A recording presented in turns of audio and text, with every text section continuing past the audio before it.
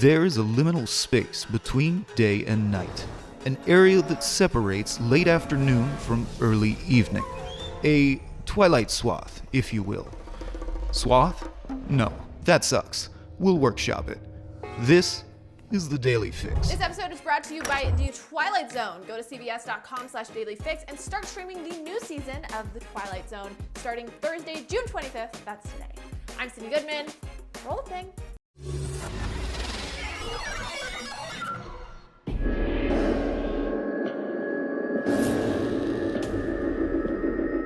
Microsoft has given us more insight into what exactly the Optimized for Xbox Series X tag entails. In a new Xbox Wire blog post, the company explained that games with the Optimized for Series X badge have to have been, quote, either natively designed or fully rebuilt for Xbox Series X. Rare new games built natively include Halo Infinite, yay, and Assassin's Creed Valhalla, whereas Gears 5 would be an example of an enhanced game. IGN's very own Bo Moore sat down with one of Xbox Series X lead engineers, Jason Ronald, and got some more details. It turns out optimized games will include ray tracing, a performance target of 60 frames per second at 4K resolution, rising to 120 FPS in some games, and virtually eliminated load times. Ronald makes it clear, though, that there isn't a features checklist that needs to be completed in order to earn the optimized badge. The only requirement is that they're designing the game and building it on the Xbox Series X development platform, and are, quote,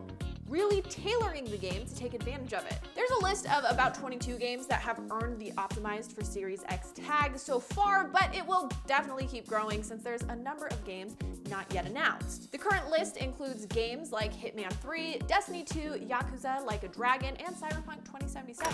Speaking of Cyberpunk 2077, Night City Wire, a digital livestream event that dove deeper into CD Projekt Red's upcoming RPG, happened this morning, and here's what we learned. Braindance is a feature that will be important to exploring the game world's history, philosophy, and different factions.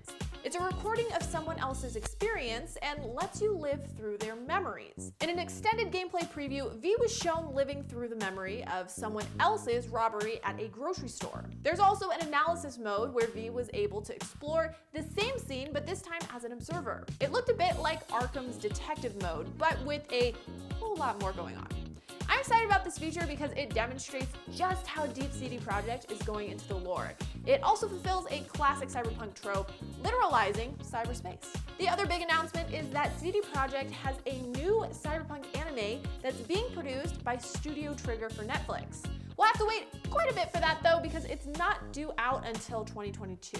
And is anyone else getting Animatrix vibes? And in case you didn't know, this Night City Wire announcement stream is the first of many, so keep an eye out for more Cyberpunk news and dates for the next announcement stream. I'm gonna be a super small buzzkill for a minute. I have been sold on Cyberpunk for a very long time, and I don't think I'm alone in that. And while I do appreciate the announcement of more announcement streams with more information, I don't know that I need to know anymore. I actually would kind of prefer to learn about all the nitty-gritty features and details about the world when I'm playing the game myself with my hands and the screen in front of me.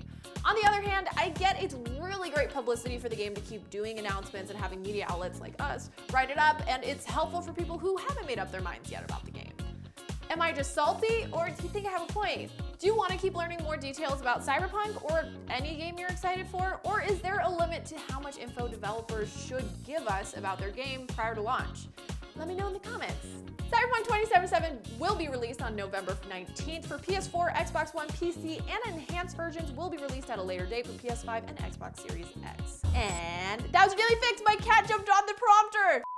And that's Daily Fix. I'm Sydnee Goodman, and I hope your day is as awesome as you are. Now that you're all caught up on the news, check out our video of our impressions of Cyberpunk 2077 after we, IGN, not me, got to play 4 hours of it. Don't forget, you can get even more Summer of Gaming goodness over on TikTok. Follow the hashtag Summer of Gaming to see even more exclusives, gameplay, and originals. Download the IGN app on all your mobile devices. Subscribe to the Daily Fix on Snapchat, and for all things everything else, IGN.com.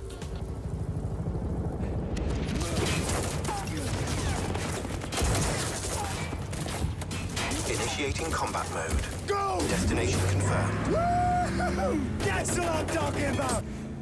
We're rich! Oh, we are going to the major leagues, Jack. Jack?